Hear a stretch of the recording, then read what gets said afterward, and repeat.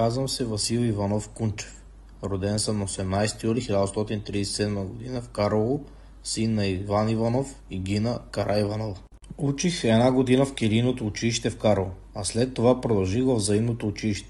Също изучавах и кафтанджийство при Стоян Грамът. След смъртта на баща ми започнах да уча абладжилък.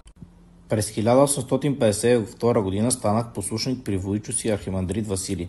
През 1858 г. приех монашеството и бях ръкоположен с името Игнатий, а след време станах еродиакон в църквата Света Богородица в Карлово. Бързо разбрах, че с молитви няма да помогна на народа си, затова напуснах родния град и се отправих към Белград.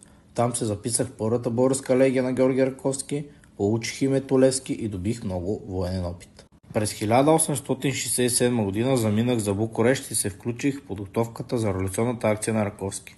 Станах знаменосец с четата на Панайот Хитов, а от 1867-68 в Белград се включих и във втората българска легия. За съжаление, така нямаше да постигна жадуваното освобождение. Затова на 11 декември от Цариград започна и първата ми обиколка по българските земи. След година и още една обиколка се заех с изграждането на ВРО. Първия комитет основах в Плевен, а след това и в редица други възрожденски градове. Стремях се да убедя моите сънародници, че трябва сами да извоюваме свободата си, а не да разчитаме на чужда помощ. През 1870 г. разочарован от бездействието на емигриралите българи, се завърнах в родината и продължих да развивам комитетската мрежа. За столица на ВРО обявих град Ловеч и започнах подготовката за въстание. За да финансирам въстанието, търсех помощ от чорбаджиите. Не всички се отзоваваха, обаче за това ги и наказахме. Моите помощници тогава бяха Димитър Общи и Ангел Кънчев.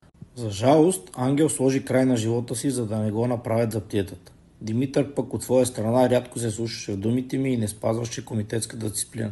Така стана и когато го предупредих да не прави печалния арабо-конашки обир, след който бяха арестувани и разбити много от комитетите. Заради това започна разделение и загуба на доверие и се стигна до там, че да ме арестуват в Къканиското ханче край Ловеч. След засада през декември 1872 г. бях заловен и осъден на смърт. Чисто народният мъж дава всичко, па и себе си жертва.